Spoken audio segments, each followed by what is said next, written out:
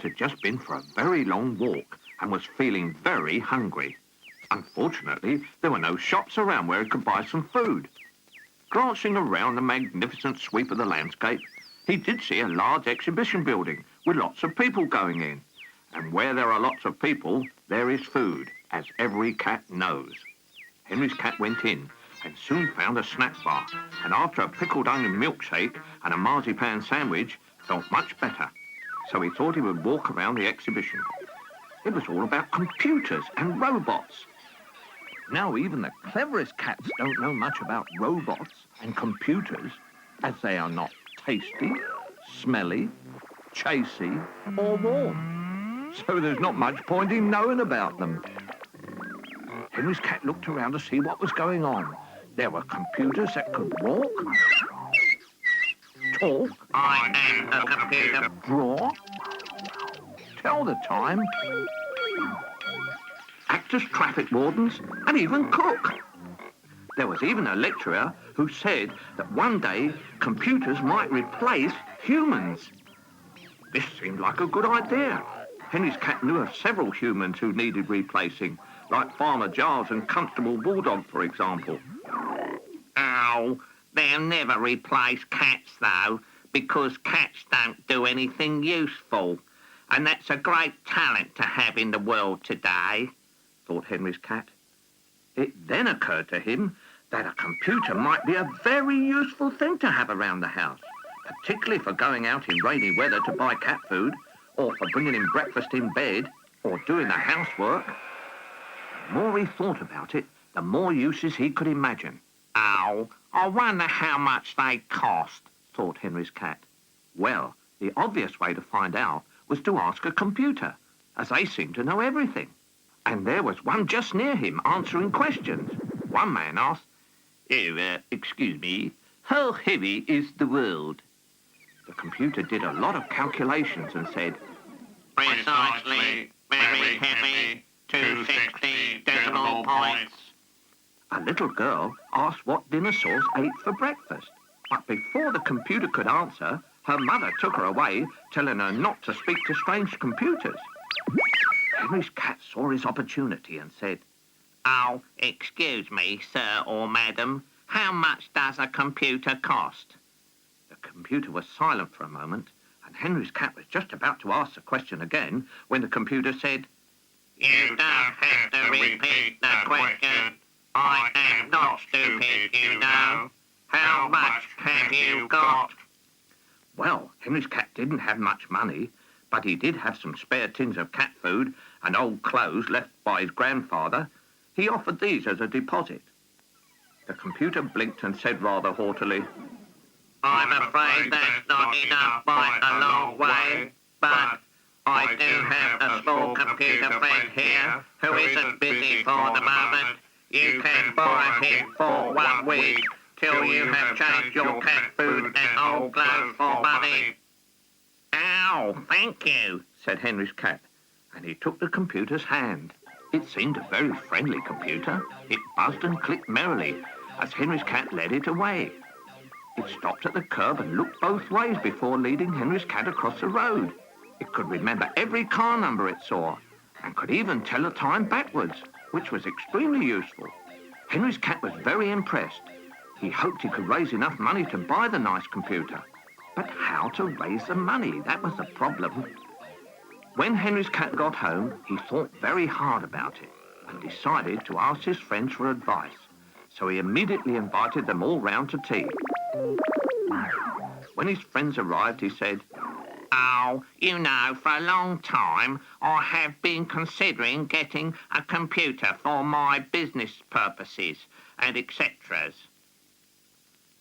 His friends were all a bit puzzled by this, but then Henry's cat led in the small computer, who he had now named Pooter for short. Pooter buzzed and flicked his eyes in a friendly sort of way. I have a very difficult problem that needs the advice of friends. It is, how can I raise the money to buy Pooter? He is very clever and knows things like how much vinegar to put on chips and how far it is from here to there, said Henry's cat. Well, They were all very good at digging holes in the ground and sunbathing and having picnics and that sort of thing, but earning money was something they were not good at. Denise Duck said, Quack. Let's hold a raffle. Quack. Oh, that's a good idea. But what shall we raffle? said Henry's cat. Oh, we could raffle the computer. That would be a good thing to win, wouldn't it? said Ted Tortoise. That's a silly idea. We'd have to buy it back again, wouldn't we? said Mosey Mouse. Oh, I was only trying to help, said Ted Tortoise, who went back into his shell and went to sleep. Oh, I know. Let's have a race and win Pewter as a prize. It was a silly idea, as they didn't own Pooter to give him away, even to themselves. Then a little voice said, I've got an idea. It was Sammy Snail. And as he didn't often get ideas, they all listened quietly. Oh, what's your idea then? said Henry's cat. Well, if a computer is so clever, why don't you ask it how to pay for itself? That did seem a very good idea. Oh, why didn't you Think of that, said Henry's cat to Pooter. You've never asked me. If I was to go around telling everyone what I thought, then I'd be just like a person, wouldn't I? And with that, Pooter gave a sulky buzz and his lights went out. Ow, I'm sorry, Pooter. Will you please help us so that we can buy you? Pooter's eyes lit up and he started to click and buzz loudly. Everyone could see that Pooter was thinking very hard. He gave a happy bleep and said, As you put a deposit on me with cat food and old clothes, you can start a barter club and charge 2 pence an item. I can sort out the things so everyone can swap their old rubbish for new rubbish. Quack, quack. Why do people want rubbish? said Denise Duck. That's a philosophical question, and computers only know that they do, said Pooter. Chris Rabbit said, Oh, that's a good idea. We put up notices everywhere saying rubbish exchange at 2 pence a time. See Henry's cat. Soon there were notices up everywhere. It wasn't long before they started to get results. The first person to come was Captain McGregor. He had a wooden right leg, so had lots of right shoes he didn't want. And he needed a raincoat for his parrot. So he gave Henry's cat 2 pence and said he'd be in touch as soon as someone with a parrot's raincoat requested some right-footed shoes. The next person was a little boy. He gave some fireworks, only used once, for an Indian suit, when one was available. Then a lady came along with lots of household things for cooking and cleaning. She wanted to exchange these for a ticket to somewhere as far away as possible. After that, a little girl wanted to exchange her little brother for a racing car, but said if Henry's cat didn't have a car, he could have a brother anyway.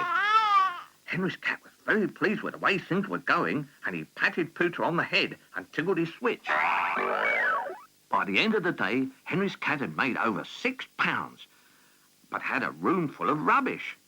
Henry's cat looked around at all the rubbish that had come in and wondered how long it would be before he found the right things to exchange, so that the rubbish went out again. Well, we seem to be getting a lot in, but when do you think it will start going out, Pooter? Henry's cat inquired. Pooter clicked and hummed and flashed and said, 3 weeks, 2.791 days, by which time you will have earned £138.64. Well, even Henry's cat could work out that he could afford Pooter and had enough over to buy lots of cat food, ice creams and cakes as well. It seemed a very good idea of Pooter's. Henry's cat then had another thought. Oh, that sounds good. But how much rubbish will we have before we start exchanging it? Pooter clicked and buzzed again and said, Enough to fill 4 houses, 2 gardens, a woodshed, 3 wheelbarrows and a jam jar. Henry's cat thought it was time to go for a cup of tea. If he could only get his foot out of a bicycle wheel he had exchanged for 6 matching hot water bottles. Oh, you didn't tell me how much space we'd need, did you? Said Henry's cat, a little bit peeved. You didn't ask me, did you? Said the computer, obviously a bit upset. You're just like people. You ask silly questions and expect computers to come up with sensible answers. You only ask me how to make money, and you've already made £6. That's very good for the first time. Henry's cat realised he was really to blame, and he gave Pooter some oil and paper for supper and turned him off so that he could have a rest. Then he went to sleep himself, which he just managed to do once he found his bed under all the rubbish. When Henry's cat awoke the next morning, he thought he was having a bad dream and would soon wake up for a nice breakfast. But then he realised it was not a dream, and at any moment more rubbish would be arriving. Henry's cat made his way through the rubbish to the kitchen. Pooter had already switched himself on, was having oil and paper for breakfast. Henry's cat said, Oh, I think you've been very clever getting all this rubbish, but now I wish I could get rid of it all. That's easy. All you do is to get one of your friends to tell the council it is disfiguring the landscape, and they will take it away. And you as well. Oh, me as well? Why will they take me away?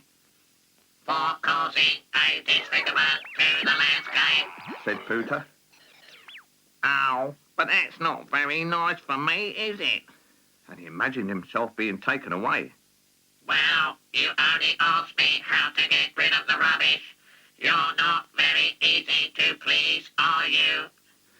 Henry's cat had a vague idea he'd have to solve this problem himself, so he went off to meet his friends. Chris Rabbit suggested wrapping all the rubbish up and making them presents into a lucky dip. But Henry's cat pointed out that this would be difficult with things like steamrollers and grandfather clocks. Denise Duck suggested a raffle, but Sammy Snail had a better idea. He suggested that they give all the rubbish to charity, as lots of people did that, and also give all the money they earned with the names of the people who gave it. People like to have their names on a list like that. It was a good idea. They all marched down to the town hall to see the mayor, and Henry's cat said, Oh, dear sir or madam, we have collected many items of great value, which we are donating to charity, and have collected over £6 in genuine money for a good cause, such as removing all the rubbish we have. The mayor was so impressed, he stood on a dustbin and made a speech, thanking everyone for donating their junk to charity. He gave a special thank you to Pooter, whose idea it was, and said the council needed someone like Pooter to help on council work. Henry's cat saw his opportunity and said to the mayor, Oh, as a matter of fact, Pooter is looking for a job. He only needs oil and paper for breakfast and a new plug every birthday. The mayor said Pooter could start work straight away. Well, Pooter was very pleased with that and buzzed and flickered happily. Henry's cat waved goodbye to Pooter. He had decided he didn't need a computer to solve his problems, and he certainly didn't need one to give him problems. He summed it all up by saying, Oh, computers are all right in their place, but you can't count on them.